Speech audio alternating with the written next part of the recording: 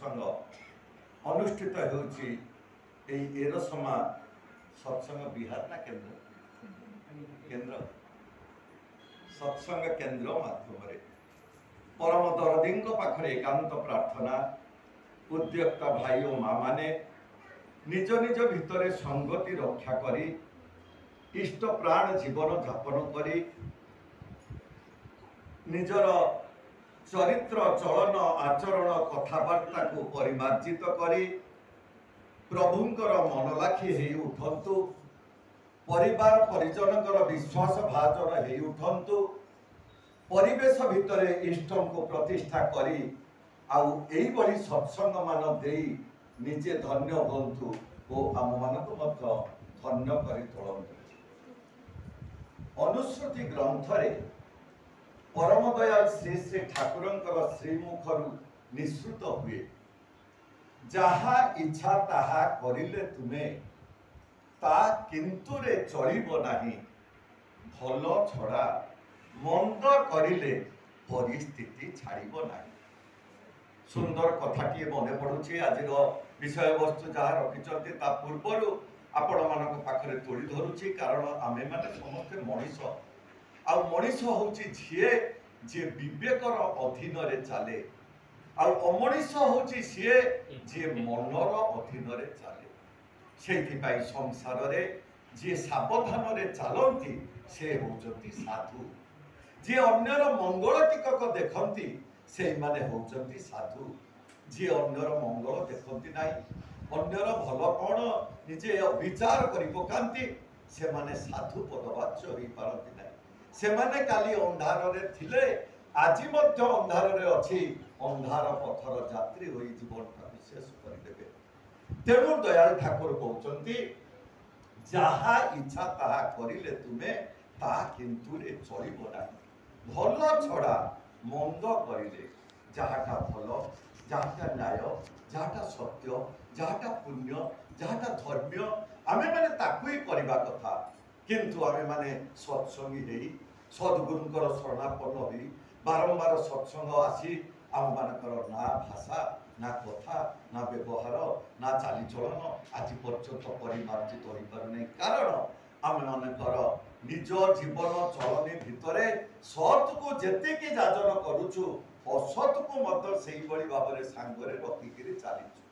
से भल कौन मंद कौन आम विचार करूँ। दयाल ठाकुर कहते भालो बाकी मंद बाकी बुझते जदि ना पार तुम शरीरटा तुम्हार हये थाकबे भालो मंदेर जंगला भूमि तेणु भल कौन मंद कौन आम विचार करूँ। से दिन राति पाही जाइछि एवं जड़े गुरु आउ तांकर शिष्य चाली चालिका जाउछंती तीर्थाटन ए कथा बारंबार मु कहूची बहु सत्संग एइथिपाई आम मानकर चेतन शक्तिटा जागृत हवा दरकार आमे निज इच्छा रे चलिबा नाही आमे संकल्प नेले प्रभुंक इच्छा रे इष्टक इच्छा रे आचार्यंकर इच्छा रे गुरुंकर इच्छा रे चलिबा पाई किंतु आमे माने निजर इच्छा रे चलिकिनी कौन परिणति होउचे एई कथाटारू आपण माने जानिबे विचार करिबे आमे माने ए पाखरे जिबा ना से पाखरे जिबा जेते बेले चाली चालिका जाउछंती शिष्य आ गुरु गोटे नदीटा पाखरे पड़िछि नदी रे जड़े धीपर चाल पकई माछ धरुछि आ ताकू गुंडेई तार खाली रे रखुछि आगु चली जाइछंती गुरु पछरे रहिछंती शिष्य गतकाली सत्संग रे शिष्य सुनथले गुरु आलोचना करुथिले जीव हत्या महापाप आउ जे जीव हत्या करे से 100 जन्म मनीष जन्म पाई पारे नाही श्रीमद भागवतर कथा जेते बेले ए कथा से शिष्यटीर मने पड़ी जाइछि से कौन करछंती जाइकि से धीवर पिलाटी पाखक जाइछंती रे बाबू ई सब कौन करुछ ना तुमको कौन देखा जाऊ नहीं मुकरा जाल पकई माछ धरुछि ना ए माछ धरिक माछ को मारिबा पा महापाप ना जा जा तुम काम रे तुमे जाओ कि माछ धरिले बाजार रे बिकिबी बाजार रे बिकिले 2 पैसा आनिबी 2 पैसा आनिले मो परिवार चलिबो तुमर तो किछि काम नाही तुमे तमर जुआड़े जिबा कथा जाओ। ये शिष्य किंतु नछोड़ बंधा सीए कहूची सत्य को मु आ उपरे जाहिर करिदेबी सीए किंतु धीपर कहूची मु तो कथा मानिबी नाही कि 2 दुणे 4 मु सिना मानिले 2 दुणे भाई मुझे कहबी 2 दिन 6 2 दिन 5 मु तो मानिबी नहीं तुम केते बुझौछ बुझ यही परीक्षा पाटितुंड भितर गोटे तड़ा धरिक मारे दौड़ी आसी धीवर पिलाटीए यही गुरुंकर शिष्य को गुरु पछुक फेरी आसी शिष्यर हाथ धरिक टाणी नहीं चलीगले बाबा तुम्हें कौन करुछ सी तो सत कथा कहवा भल किंतु सत कथा कहा जाहिर करवा ए कथा तो हमको शिक्षा देना तुम्हें कहीं जाहिर कर से तो बुझुना तुम कथा ना गुरुजी आपन जो काली सत्संग कहते जीवटा महापाप आ महापाप जी पापी हम सी बहुत दुर्भोग भोगवा पड़ो ताले जीवर पिलार कौन हम गुरु सांगे सांगे कहते ये धीवर पिलार ईश्वरीय दंडरे सी दंडित हम आमे माने कहले सी बुझीब ना या कहीकि दी जन जाइछन्ति कहीं केते वर्ष पर 5-7 वर्ष पर से बाटे पुणी फेरिकी आसुछन्ति नई पारी हो जाइछन्ति गुरुंकर आश्रम अल्प दूर अच्छी जिते रास्ता चली चलिका जाऊँच खरा होती बेले रास्ता कड़े गोटे साप छटपट हो शह शह पिंपुड़ी से साप को खाऊँ टुक टुक कर खाऊँ सापटा बाड़े कचाड़ी होती शिष्य गतकाली सत्संग शुणी बाबा पाखु जे जीवे दया प्रति जीव प्रति दया भाव आनिबा दरकार सांगे सांगे खोजी खाजिकी बाड़ी खंडिए धरी से सापटी को भावुची जोरे फोपाड़ी देले पिंपुड़ी गुड़िक छाड़ी साप ता बाटर चली गुरु तो अंतर्जामी टिके किछि जानती वर्तमान भविष्य सांगे सांगे पछुक आसिक शिष्यर हाथ धरी टाणी नहीं चलीगले शिष्य कहूँ गुरुजी आपण ये कौन कहते जीव दया करने कथा आप काली कहते से जीवटा छटपट हो बाड़ीटारे पकई देते से रक्षा पाई जाता ना शुण वर्ष तुमको गोटे कथा कहूँ आज कि अनेक वर्ष तले आम दुई जन यही नदी पार होकर जाऊे मन अच्छे ना हाँ मन अच्छी ना से नदी पार हवा पूर्वर गोटे धीवर माछ धरुला तुम सहित तुम्हें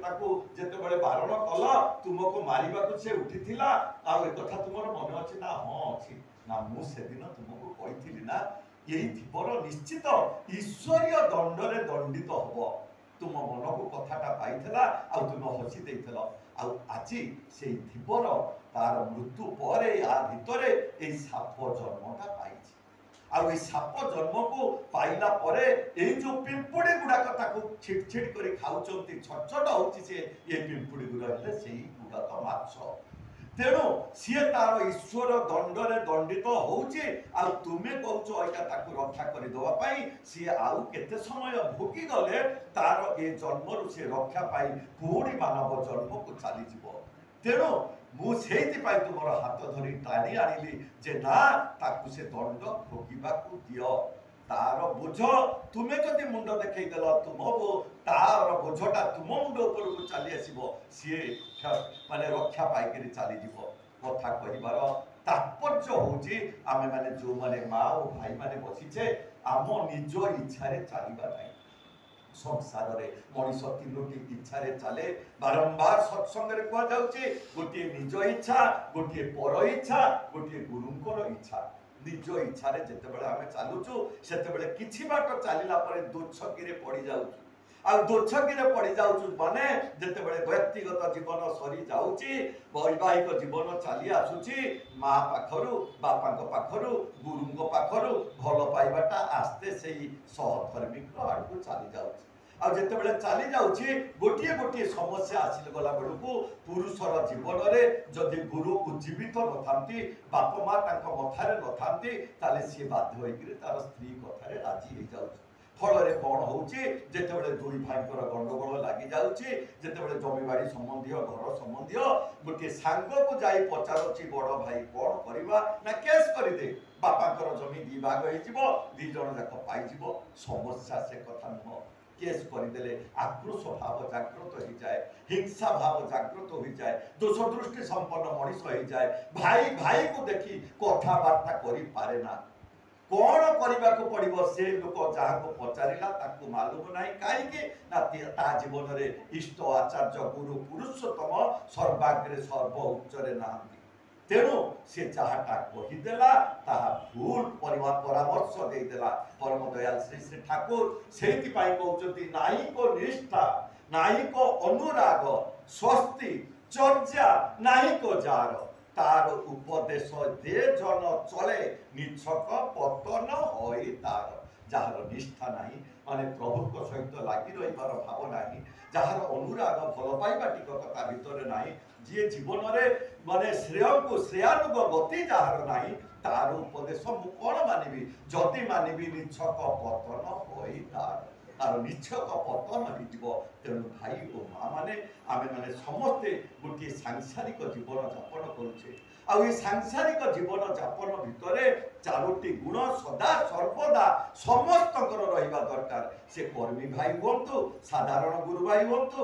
ମାନେ ଅଧିକ୍ଷିତ ଭାଇ ହୁଅନ୍ତୁ, ମା ମାନେ ହୁଅନ୍ତୁ, ଝିଅ ମାନେ ହୁଅନ୍ତୁ, ଝିଅ ଯିଏ କେହି ହୁଅନ୍ତୁ ନା କାହିଁ, ପ୍ରଥମ ହଉଛି ଭଲ ପାଇବାର ଗୁଣ। କାଲି ବି ଏ କଥା ମୁଁ ଆଲୋଚନା କରୁଥିଲି। ଆଉ ଏ ଭଲ ପାଇବାର ଗୁଣଟା ଆମେ ଆଜି ପର୍ଯ୍ୟନ୍ତ ଜାଣିପାରିଲୁ ନାହିଁ। କାହାକୁ ବେଶୀ ଭଲ ପାଇଲେ ମୁଁ ସଂସାର ଭିତରେ ମୋର ଜୀବନ ଚଳଣିଟା ଠିକ ମଜବୁତ ହେଇକିରି ରହିବ। ପରମ ଦୟାଲ ଶ୍ରୀ ଶ୍ରୀ ଠାକୁର କହୁଛନ୍ତି, কত সুখের স্বপন করলে রচন বাসলি ভালো যারে তারে জীবনটা গেল হেলায় ফেলায় ভাসতে শুধুই অশ্রুধারে। টিকিয়ে ভাল পাইবাকু যাই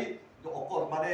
মানে যাহা ভাল পাইবার বস্তু নুহ তাকু ভাল পাই বসিলে জীব অজ্ঞান ভাব দেখ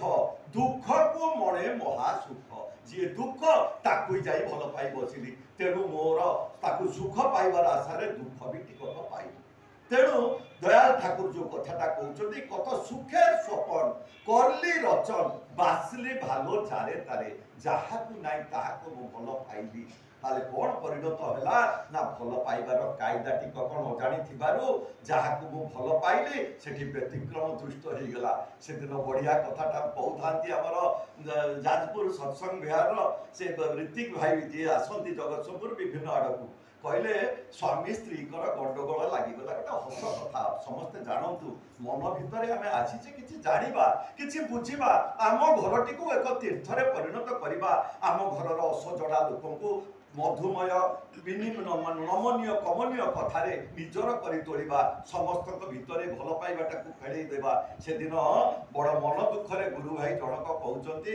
ଆଉ ଜଣେ ଗୁରୁ ଭାଇକୁ ଯେ କ'ଣ କରିବା, ଯାହା କଲେ ସୁଦ୍ଧା ସ୍ତ୍ରୀ ତ ସବୁବେଳେ ଚିଡ଼ି ଚିଡ଼ି ହେଲା, ଆଉ ସବୁବେଳେ କଟୁ କଥା ଆଡ଼ୁ ସାଡ଼ୁ କହିଦେଉଛି, ମନଟା ବଡ଼ ଖରାପ ହେଇଯାଉଛି, ଆଉ ବିରକ୍ତି ଲାଗୁଛି, କ'ଣ କେମିତି ଚଳିବା? ନାରୀ ତୁ ତୋ ସ୍ତ୍ରୀକୁ ତା ଦୋଷ ଦେଖୁକୁ ନା ହଁ ଏ କଥା କହିବା ଦ୍ୱାରା ମୁଁ ଦୋଷ ଦେଖେ ନା ଦୋଷ ଅନ୍ୟ ଆଗରେ କହିଦେଉ କି ନା ହଁ ଅନ୍ୟ ଆଗରେ କହିଦିଏ। ନାରେ ତୁ ତ ମୂଳ ଖରାପ କରିଛୁ, ଆଉ ଏଥର କ'ଣ କରିବୁ, ତୋର ସ୍ତ୍ରୀର ସବୁବେଳେ ପ୍ରଶଂସା କରିବୁ। ନା କ'ଣ ନା ଯାହା କଲା ତା ରାଗ ବି ପ୍ରଶଂସା, ତା ହସ ବି ପ୍ରଶଂସା, ଖାଇବାକୁ ନ ଦେଲେ ପ୍ରଶଂସା, ଦେଲେ ପ୍ରଶଂସା ପ୍ରଶଂସା କରିବୁ। ତାହେଲେ କ'ଣ ହବ, ଏମିତି ଲୋକ ପ୍ରଶଂସା ଟିକକ ପାଇଲେ ତା ରାଗ କ୍ରୋଧ 90 ଡିଗ୍ରୀରୁ 0 ଡିଗ୍ରୀକୁ ଚାଲି ଆସିବ। ମା ମାନେ କଥାଟା ଟିକେ ମନେ ରଖିଥାନ୍ତି ଏ କଥାଟା। ସେଇଠୁ କ'ଣ କଲା, ତା ପରଦିନ ଯେତେବେଳେ ଖାଇବା ତିଆରି ହେଇଛି, ମୋତେ ତ ସାଙ୍ଗ କହିଛି ସ୍ତ୍ରୀ କି ପ୍ରଶଂସା କରିବ, ଯେମିତି ଖାଇବାକୁ ଆଣି ବାଢ଼ି ଦେଇକି ଥୋଇ ଦେଇଛି, ଆଉ ଏ ଗୁରୁ ଭାଇ ଖାଉଛି,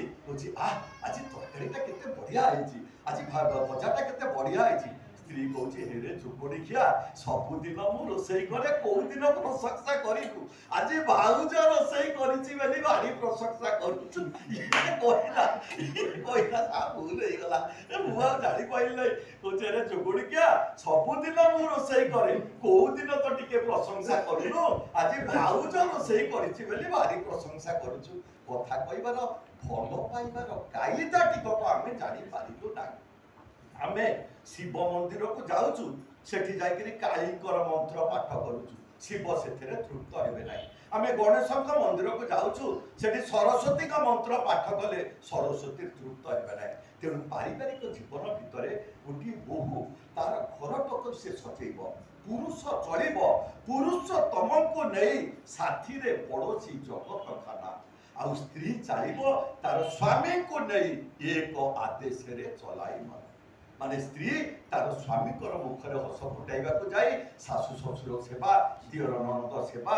ପରିଜନ ଗୁରୁଜନ ମାନଙ୍କର ସେବା, ପଡ଼ୋଶୀ ସେବା, ସନ୍ତାନ ଚର୍ଚ୍ଚା ସବୁ କିଛି କରିବ। କାହିଁକି ନା ତାର ସ୍ୱାମୀକୁ ଖୁସି କରିବାକୁ ଯାଇ। ଆଉ ସ୍ୱାମୀର କର୍ତ୍ତବ୍ୟ କ'ଣ ନା ପୁରୁଷୋତ୍ତମଙ୍କୁ इष्ट आचार्य गुरु पुरुषोत्तम को से खुशी करवा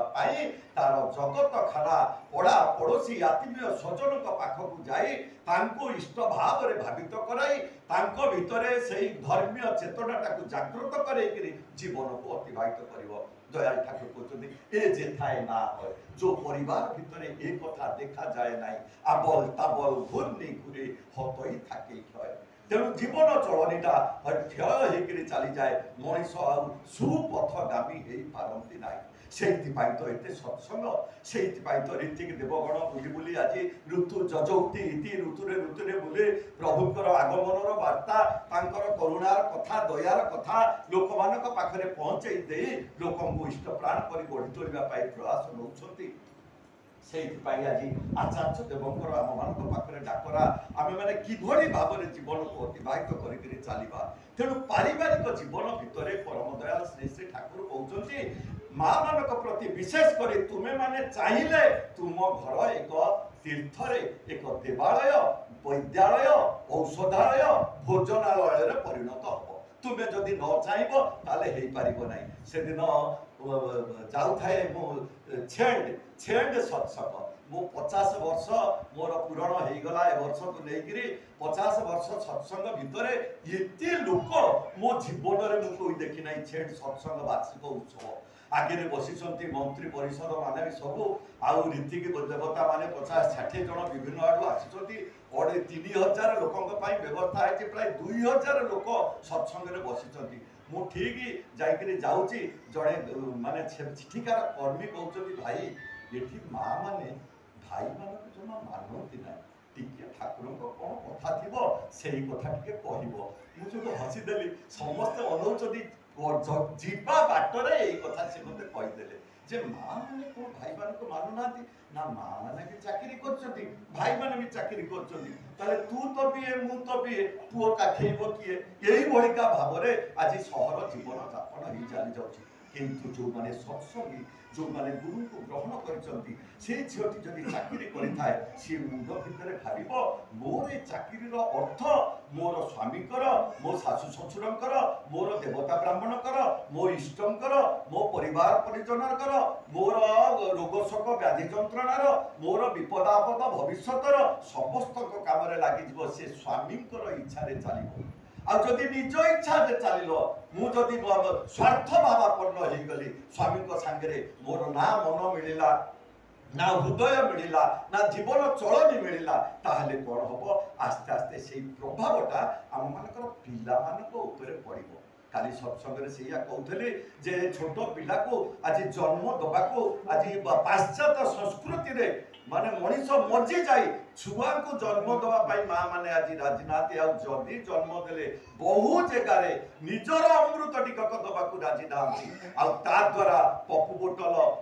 ठंडा बोतल मद बोतल सालाइन बोतल जीवन शेष होकर चली जाऊँ आज बाप माँ मानकर जीवन त्रुटिपूर्ण चलनी जो पिला भोगवा पड़ी आज जदि माने देखंतु से दिन राय दौरान जड़े जज जजे गोटे पिला को आजीवन कारादंड दौरान बाप माँ माने चित्कार कर उठुंट यहीका जघन्य काम कर पृथ्वी सबकि सहे केते गछ लता केते कोठा बाटी केते रास्ता घाट केते गाड़ी मोटर केते पर्वत पहाड़ पृथ्वी